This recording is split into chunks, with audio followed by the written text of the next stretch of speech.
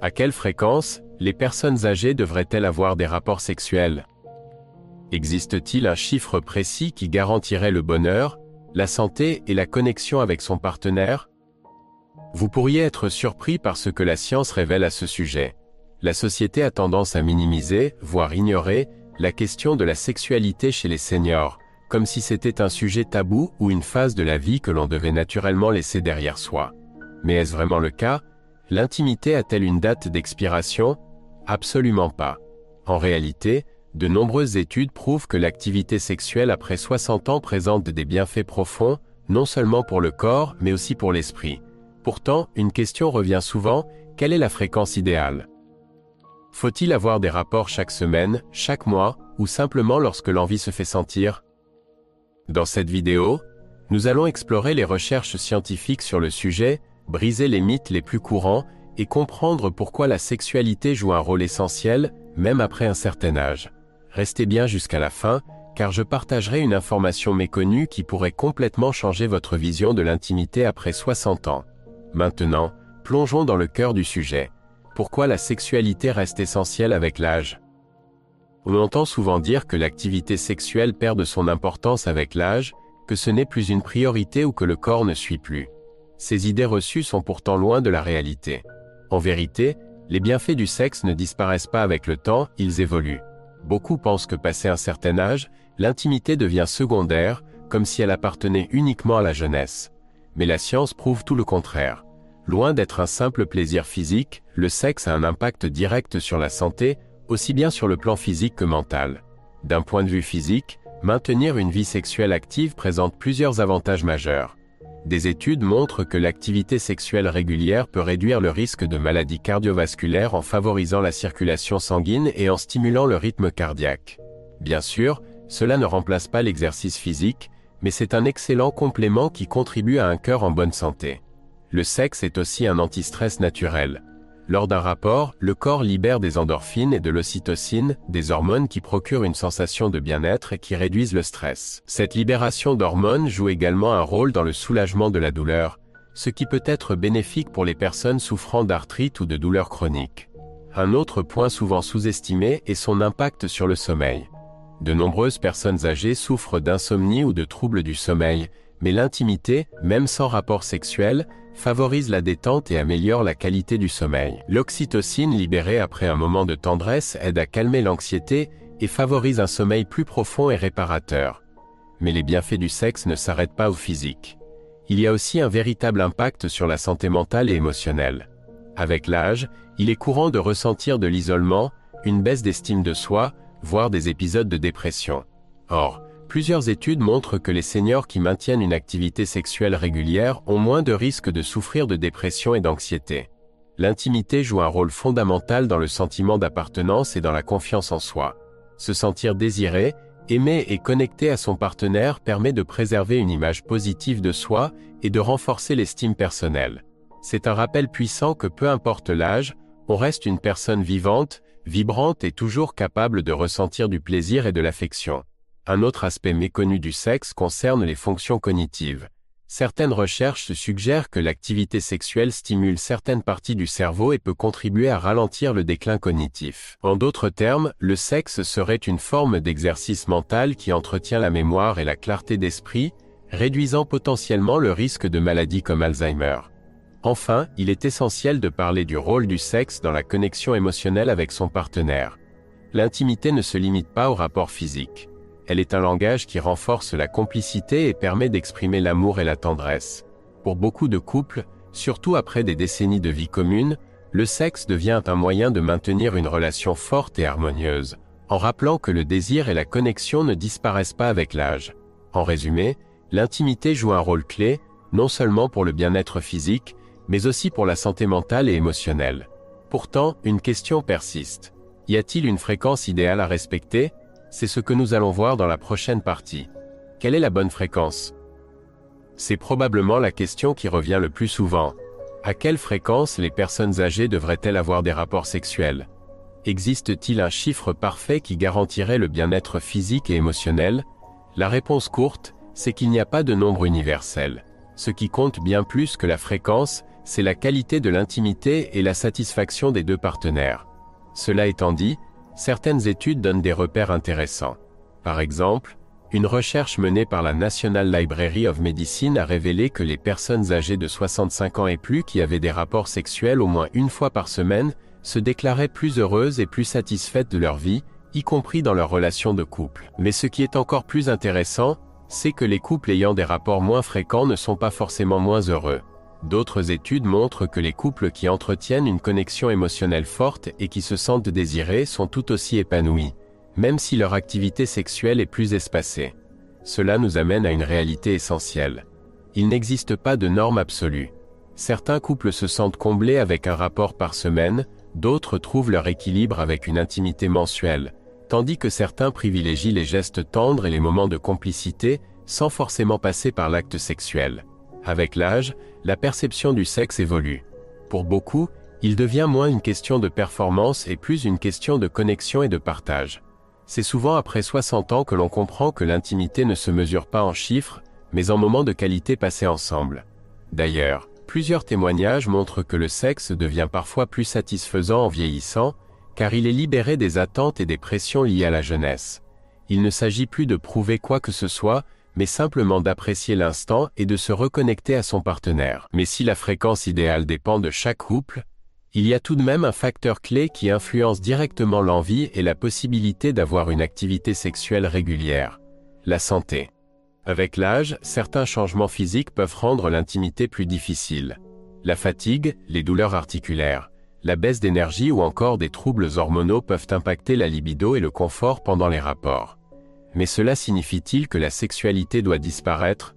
Absolument pas.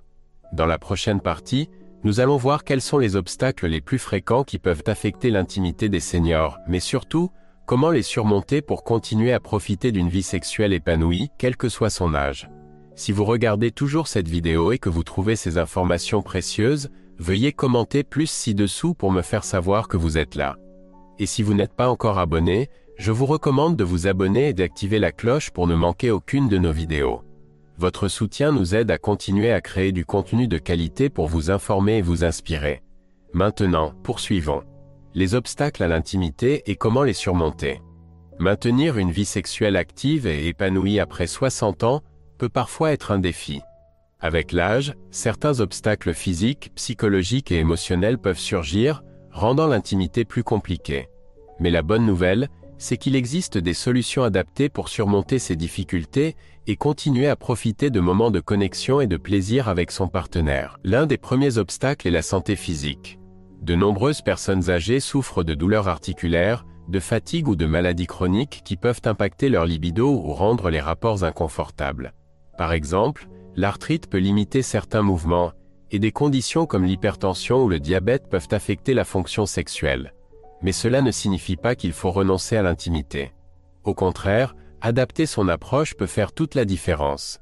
Essayez des positions qui sollicitent moins les articulations, utiliser des coussins pour le soutien, ou encore privilégier des gestes tendres et des moments de sensualité sans forcément passer par un rapport sexuel complet sont des solutions efficaces. Un autre problème courant, en particulier chez les femmes, est la sécheresse vaginale, souvent due aux changements hormonaux liés à la ménopause. Cela peut rendre les rapports inconfortables, voire douloureux, ce qui pousse certaines personnes à éviter l'intimité. Pourtant, des solutions existent. Les lubrifiants à base d'eau et les hydratants vaginaux permettent de retrouver un confort et de maintenir une vie sexuelle épanouie, sans douleur. Du côté des hommes, des problèmes comme la dysfonction érectile peuvent aussi compliquer la sexualité. C'est une situation qui peut être frustrante et pesante sur le plan psychologique, mais il est important de se rappeler qu'il existe des traitements médicaux efficaces, qu'il s'agisse de solutions naturelles, de médicaments prescrits ou d'exercices adaptés pour améliorer la circulation sanguine. Mais les défis ne sont pas seulement physiques. Les barrières mentales et émotionnelles jouent aussi un rôle clé dans la baisse de l'intimité avec l'âge. Le vieillissement entraîne des changements dans l'apparence du corps et cela peut impacter la confiance en soi. Beaucoup de personnes se demandent si elles sont toujours attirantes, si leur partenaire les désire encore, ou si elles sont à la hauteur. Ces doutes peuvent mener à un repli sur soi et à une diminution des moments d'intimité. La clé pour surmonter cela est la communication.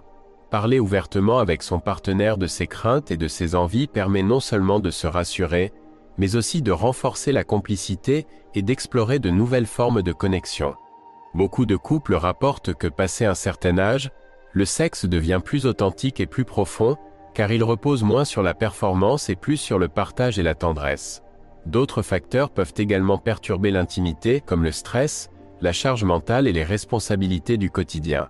Entre la gestion des obligations familiales, la santé d'un proche ou simplement la fatigue accumulée, il est facile de laisser la sexualité de côté. Pour éviter que cela ne devienne une habitude, il peut être utile de réserver du temps pour l'intimité, tout comme on planifie d'autres moments importants de la vie.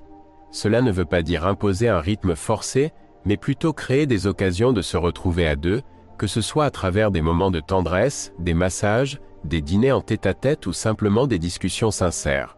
Enfin, il est essentiel de se libérer des pressions sociales et des idées préconçues.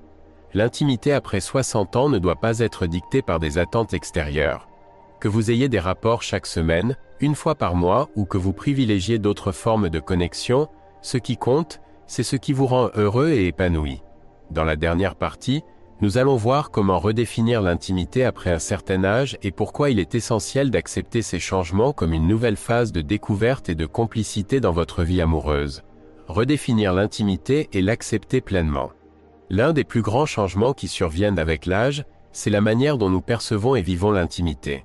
Alors qu'elle est souvent associée à la jeunesse, à la passion et à l'attraction physique, elle évolue avec le temps pour devenir quelque chose de plus profond, de plus significatif. À ce stade de la vie, la sexualité ne se limite plus à la performance ou à la fréquence des rapports. Elle devient une véritable source de connexion émotionnelle et de bien-être, un moyen d'entretenir un lien fort avec son partenaire et de cultiver une complicité précieuse. Il est donc essentiel de changer de perspective et d'adopter une vision plus large de l'intimité. Ce n'est pas parce que la sexualité change qu'elle perd de sa valeur, au contraire. Beaucoup de couples découvrent qu'après 60 ans, leur vie intime devient plus authentique, car elle est libérée des attentes et des pressions du passé. L'un des éléments clés pour vivre pleinement cette nouvelle phase de l'intimité, c'est d'accepter son corps tel qu'il est. Avec l'âge, le corps change, mais cela ne signifie pas qu'il est moins désirable. Ce qui compte, c'est la manière dont on se perçoit et dont on valorise les moments de plaisir et de connexion avec son partenaire. Un autre aspect important est de rester curieux et ouvert à l'exploration. L'intimité ne se limite pas aux rapports sexuels traditionnels. Elle peut se manifester à travers des caresses, des massages, des mots tendres, des moments de complicité partagés. Ce sont ces petits gestes du quotidien qui nourrissent la relation et renforcent le lien entre deux personnes. Il est aussi essentiel de maintenir la communication avec son partenaire. Exprimer ses envies, ses doutes, ses besoins permet de renforcer la confiance et d'éviter les malentendus. Beaucoup de personnes évitent ces discussions par peur de gêner ou de blesser l'autre, mais en réalité, parler ouvertement permet souvent de raviver la flamme et d'approfondir la connexion. Enfin, il est important de ne pas se comparer aux autres ni de se conformer à ce que la société considère comme normal. Que vous ayez des rapports chaque semaine, une fois par mois ou que vous privilégiez simplement les moments de tendresse, ce qui importe, c'est votre bien-être et celui de votre partenaire. L'intimité après 60 ans n'a pas de règle fixe. Elle est ce que vous décidez d'en faire. C'est une période où l'on peut redécouvrir son partenaire, renforcer la complicité et apprécier pleinement chaque instant de connexion. Alors, si vous retenez une seule chose de cette vidéo, c'est que l'âge ne doit jamais être une barrière à l'amour et au plaisir. Quelle que soit votre situation, vous méritez une relation intime et épanouissante qui vous apporte du bonheur, du bien-être et de la satisfaction. Si ce sujet vous a intéressé, n'hésitez pas à liker cette vidéo, vous abonner et partager votre avis en commentaire. Comment percevez-vous l'intimité après 60 ans? Est-ce un sujet dont on parle assez? J'ai hâte de lire vos réflexions. Merci d'avoir regardé, et à bientôt dans la prochaine vidéo.